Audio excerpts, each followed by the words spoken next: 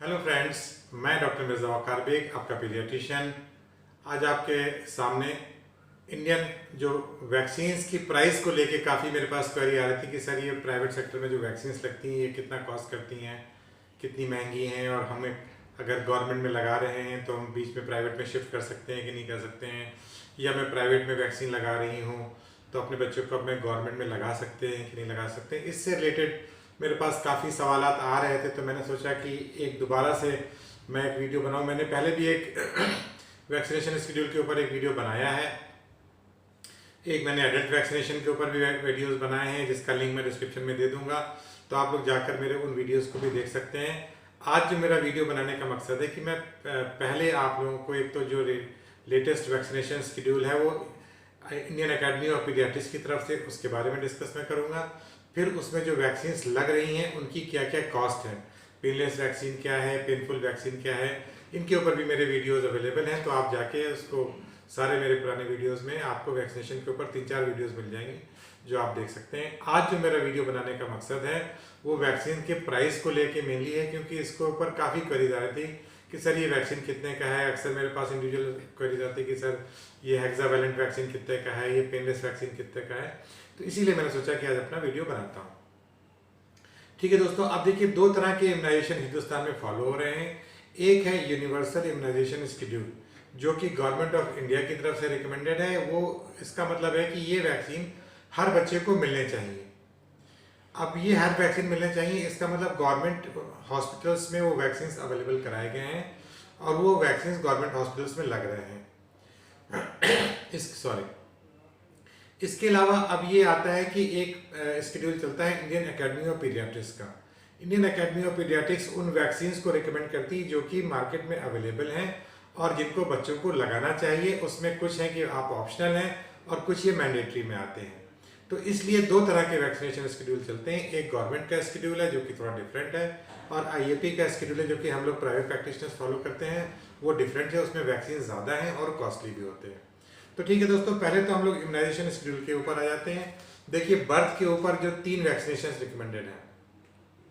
पैदा होने के 24 घंटे के अंदर हेपेटाइटिस बी का वैक्सीन लग जाना चाहिए।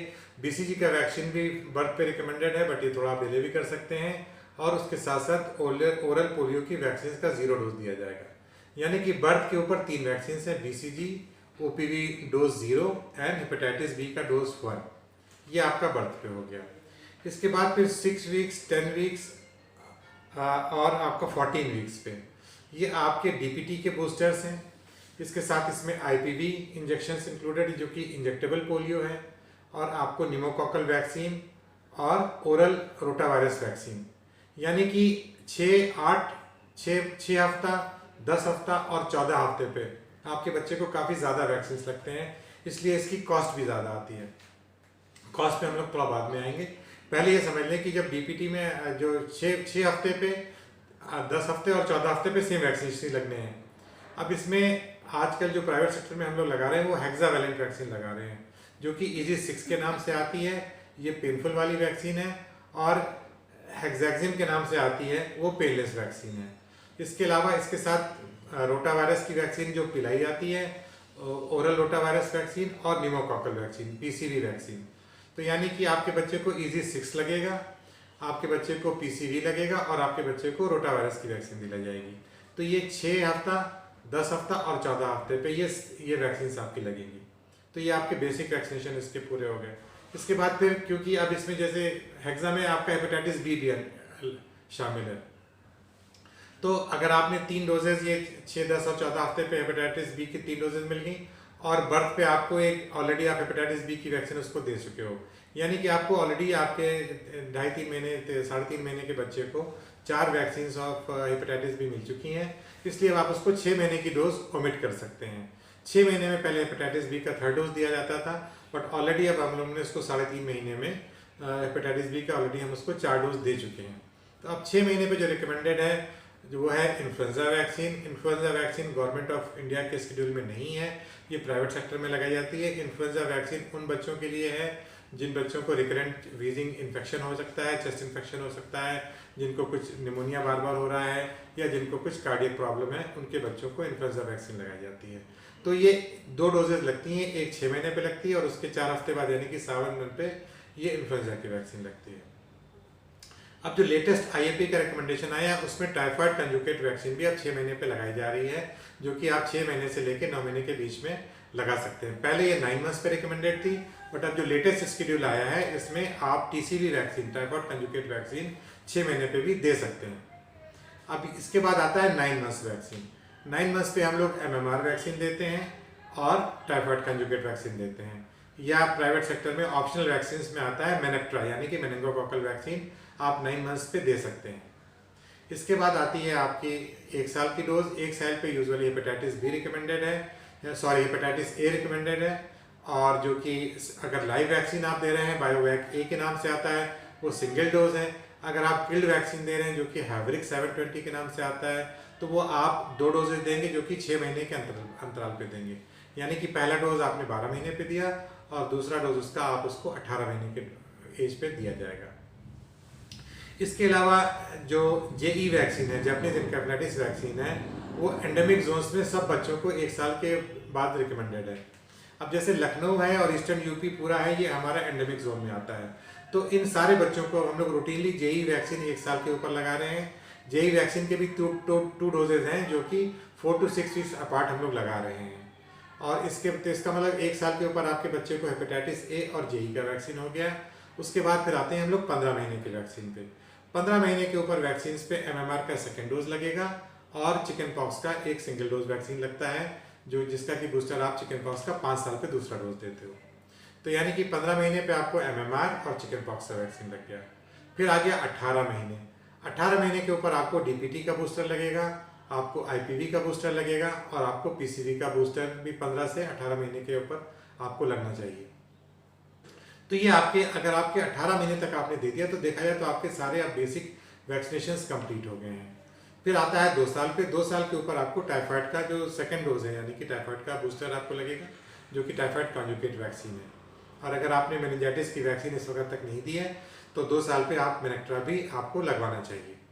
उसके बाद फिर 2 साल से लेकर 3-4 साल पे कोई वैक्सीनेशन नहीं है। इनमें उन बच्चों को ईयरली वैक्सीन लगते रहते हैं जो कि इन्फ्लुएंजा के हैं, जिन बच्चों को जैसे एस्मा है, चाइल्डहुड एस्मा है, या रिकरेंट वीजिंग है, या हार्ट के बच्चे हैं, उन बच्चों को इन्फ्लुएंजा वैक्सीन हर साल लगता रहता है। इसके बाद फिर 5 साल पे डीपीटी का बूस्टर है और फिर 10 साल पे टीडैप हम लोग वैक्सीन लगा रहे हैं। तो यहाँ पर आके हम लोग का वैक्सीनेशन शेड्यूल कंप्लीट हो जाता है।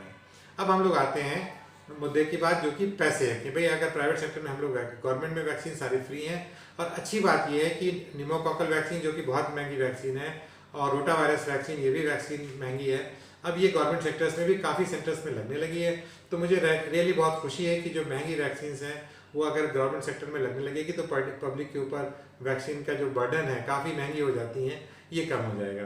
तो अब देखते अगर हम लोग जैसे बीसीजी का जो वैक्सीन है ये तो मल्टी डोज में आता है, बहुत सस्ता होता है। तो इनिशियल जो डॉक्टर्स जो प्राइवेट सेक्टर में लगाते हैं बीसीजी, हेपेटाइटिस और ओरल पोलियो का विद वैक्सीनेशन कार्ड बनाने के साथ वो 500 to 700 रुपीज़ में उसका वो वैक्सीनेशन उनका लग जाता है। जो मेन महंगे वैक्सीन हैं उसके ऊपर हम लोग आते हैं 6 वीक्स पे। देखिए अगर आप लगवा रहे हैं तो ईजी 6 वैक्सीन जो है आपका वो 2393 रुपये की इसकी एमआरपी है। रोटाश्योर वैक्सीन जो है वो आपका 730 रुपये का है। प्रेवनार जो वैक्सीन है वो 3800 रुपीज़ का है, जो निमोकॉकल वैक्सीन है, सबसे महंगा वैक्सीन यही होता है। तो इसलिए अगर आपके बच्चे को जो 6 वीक्स की डोज लग रही है, जिसमें आप पेनफुल वाला वैक्सीन का ऑप्शन जा रहे हैं, जिसमें आपके बच्चे को ईजी 6, रोटाश्योर और प्रेवनार लग रही है, तो उसकी टोटल कॉस्ट जो आपकी आएगी 6,923 रुपये आ रही है। इसके अलावा डॉक्टर उसमें अपनी कंसल्टेशन फीस भी शामिल करेगा, तो डिपेंडिंग अपॉन डॉक्टर की कंसल्टेशन फीस 500 रुपये, 400 रुपये या 700 रुपये या 1000 रुपये जो भी इसमें आप और ऐड कर सकते हैं, जो कि डॉक्टर की कंसल्टेशन फीस होगी। अब इसके अलावा अगर आप इसी में 6 वीक्स में अगर आप पेनलेस वैक्सीन को प्रेफर करते हैं, यानी कि आप हेक्साक्सिम के लिए जाना चाहते हैं, तो हेक्साक्सिम का कॉस्ट है 3900 रुपीज़ और रोटाश्योर और प्रेवनार का कॉस्ट वही रहेगा। तो यानी कि अगर आप बच्चे को पेनलेस वैक्सीन लगा रहे हैं तो 6 वीक्स का डोज जो आपको कॉस्ट करेगा वो 8430 रुपये पड़ेगा। तो ये आपका 6 वीक्स का पेनलेस का कोर्स हो गया और 6923 रुपये आपको पेनफुल वाले वैक्सीन का कोर्स आपका ये 6 वीक्स का हो गया। अब इसमें जो निमोकॉकल वैक्सीन है इसमें भी 2 तरीके के ब्रांच आते हैं। एक प्रेवनार आता है जो कि जिसका मैंने आपको बताया 3801 रुपये का है MRP, और इसके अलावा एक सिन्फ्लोरिक्स आता है, उसमें कुछ एंटीजेंस कम है बट वो थोड़ा सस्ता होता है, वो 1690 रुपये का वैक्सीन है। तो अगर आप सिन्फ्लोरिक्स लगाएंगे और आप ईजी 6 लगाएंगे और रोटाशील्ड लगाएंगे तो आपके बच्चे का 4812 रुपये आ रहा है, और हेक्सा के साथ अगर आप सिन्फ्लोरिक्स लगा रहे हैं तो ये 6319 रुपये आ रहा है। तो अगर हम लोग देखें मोटा मोटा तकरीबन जो 6 वीक के वैक्सीन हैं वो 6000 रुपये से लेके 8000 रुपये के बीच आपको ये कॉस्ट करेंगे। तो यही वैक्सीन आपको 10 वीक्स पे लगेगा, यही वैक्सीन आपको 14 वीक्स पे भी यही लगेगा।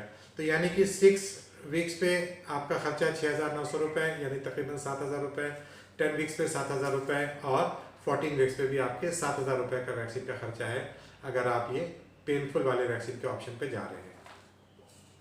अब इन्फ्लुएंजा की वैक्सीन पे आते हैं। 6 महीने पे अगर आपको लग रहा है इन्फ्लुएंजा वैक्सीन, तो इन्फ्लुएंजा वैक्सीन की कॉस्ट है 918 रुपये।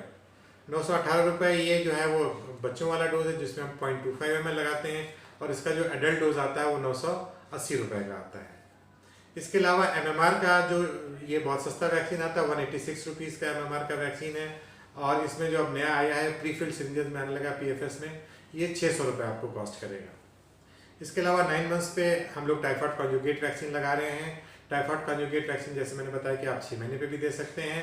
टाइफाइड कॉन्जुगेट का वैक्सीन का जो MRP है वो 1821 रुपये है, और तो अगर 9 मंथ्स पे आप वैक्सीन लगवा रहे हैं तो 9 मंथ्स का वैक्सीन तकरीबन आपको MMR और ये मिला के 2400 रुपये के आसपास ही आपको वैक्सीन पड़ेगा जब अगर आप MMR का PFS ले रहे हैं तो। अब बायोवैक ए जो कि 12 महीने पे लगाया जाएगा, ये हेपेटाइटिस ए का वैक्सीन है, ये सिंगल डोज में लगाया जाता है। इसकी जो MRP है वो 1470 रुपये है, और अगर आपको किल्ड वैक्सीन का डॉक्टर ऑप्शन दे रहा है तो ये हैवरिक्स 720 के नाम से आता है, जिसकी की MRP 1139 रुपये की है, और ये 2 डोजेज में लगेगा 6 महीने के अंतराल पे, यानी कि 12 महीने पे आपको एक डोज लगेगी हैवरिक्स की जो कि 1200 रुपये 1139 कॉस्ट करेगा, और 18 महीने पे भी आपको हैवरिक्स का सेकेंड डोज लगाना पड़ेगा। इसके अलावा 15 महीने पे जैसे मैंने बताया कि आपको MMR का सेकेंड डोज लगेगा जो कि आपका 181 रुपये या 600 रुपये का लगेगा। फिर उसके बाद आपको लगेगा चिकन पॉक्स का वैक्सीन। चिकन पॉक्स की वैक्सीन की आजकल थोड़ी शॉर्टेज चल रही है, जो मार्केट में जो स्ट्रेन अवेलेबल है वो जुविसेला के नाम से अवेलेबल है। इसकी MRP 1740 रुपये है, तो यानी कि 15 महीने की वैक्सीन टोटल आपको कॉस्ट करेगी तकरीबन 2000 से 2300 रुपये के बीच में आपको ये 15 महीने का वैक्सीन कॉस्ट कर रहा है। इसके अलावा जैसे 1.5 साल पे फिर हम लोग आ जाएंगे, तो 1.5 साल पे फिर आपके बच्चे को ईजी 5 लगेगा, आपके बच्चे को प्रेवनार का वैक्सीन लगेगा, और आपके बच्चे को IPV का जो वैक्सीन लगेगा। तो तकरीबन आपका जो वैक्सीन का डोज आएगा वो तकरीबन 5 से 6000 रुपये के आसपास आपको 1.5 साल का बूस्टर भी लगेगा। इसके अलावा जो कुछ ऑप्शनल वैक्सीन जैसे मैंने बताया कि JE वैक्सीन है, वो सिर्फ 1 साल के से ऊपर बच्चे को एंडेमिक एरियाज में लग रहा है। JE वैक्सीन की कॉस्ट 526 रुपये है। मेनेक्ट्रा जो मेनिंगोकॉकल वैक्सीन है जो कि 9 महीने से लेकर 2 साल के बच्चे को लगना चाहिए, वो मेनेक्ट्रा के नाम से आती है, और इसकी कॉस्ट है 4950 रुपये। ये अक्सर उन बच्चों को भी लगती है जो लोग जो फॉरेन ट्रैवल करते हैं, जो बाहर जाते हैं, या जो लोग हज करने जाते हैं, जो मासेस गैदरिंग में जा रहे हैं जैसे कुंभ का मेला वगैरह है, तो वहाँ पर जब लोग जाते हैं तो मेनेक्ट्रा की मेनिंगोकॉकल वैक्सीन रिकमेंडेड है, और उसकी कॉस्ट है 4950 रुपये। इसी तरह से अगर आपके बच्चे ने अगर आपको ईजी 6 नहीं लगाना है और आप ईजी 5 लगाना चाह रहे हो उस बच्चे को, ईजी 5 में DPT और उसका आप उसमें IPV नहीं होता है, DPT हिब और हेपेटाइटिस बी का कॉम्बिनेशन आता है। अब हम लोग ईजी 6 लगा रहे हैं, पहले ईजी 5 लगाते थे, तो ईजी 5 700 रुपये का आता है, और ईजी 5 का जो पेनलेस वाला जो कॉम्बिनेशन है पेंटैक्सिम के नाम से आता है, वो आता है 2740 रुपये का, यानी कि 2740 रुपये का। ठीक है दोस्तों, तो ये मैंने डिटेल में आपको सारी क्वेरीज के आपको आंसर दे दिए हैं, सारे वैक्सीन के प्राइसेस मैंने आपको बता दिए हैं, और आप लोगों को उम्मीद है कि ये वीडियो समझ में आएगा, पसंद आएगा। थोड़ा लंबा वीडियो ज़रूर है, बट क्योंकि इसके ऊपर लोगों में बहुत क्वेरीज थी तो इसलिए मैंने सोचा कि इस वीडियो को ज़रूर मैं बनाऊं। और देखिए, अगर आप लोग अपने गवर्नमेंट में आपको मान लीजिए निमोकॉकल वैक्सीन नहीं लग रही है, गवर्नमेंट में आपको रोटा वायरस वैक्सीन नहीं लग रही है, तो मैं रिकमेंड करूंगा, ये मैं आपको गुजारिश करूंगा कि प्राइवेट सेक्टर में जाके इन वैक्सीन को आप लोग ज़रूर लगवा लीजिए। इसी तरह से हेपेटाइटिस ए के बारे में भी कहा गया है, हेपेटाइटिस ए भी जानलेवा बीमारी हो जाती है, कई बच्चों की हेपेटाइटिस ए से भी जान जा सकती है। तो जो वैक्सीन आपको फ्री में लग रहे हैं उसके लिए मैं आपसे कहूँगा कि आप लोग जाके गवर्नमेंट सेक्टर में लगा लीजिए। बट अगर गवर्नमेंट सेक्टर में देखिए न्यूमोकॉकल वैक्सीन नहीं लग रहा है, तो फिर उसमें आपको इजी सिर्फ डीपीटी का वैक्सीन लगाने से अच्छा है कि आप प्राइवेट सेक्टर में जाके EZ5 लगवा लीजिए और प्रेवनार का वैक्सीन लगवा लीजिए और रोटाशूट का वैक्सीन लगवा लीजिए। ठीक है दोस्तों, तो अपने वीडियो को मैं यहीं फिनिश कर रहा हूँ। मेरे इस वीडियो को ज़्यादा से ज़्यादा उन लोगों में शेयर कीजिए जिनके अभी छोटे बच्चे हैं, जिनको वैक्सीन की ज़रूरत है, ताकि उन लोगों को ये जानकारी पहुँच सके। अगले वीडियो में आपसे फिर मुलाकात होगी। मुझे इजाज़त दीजिए। Bye bye, take care, see you.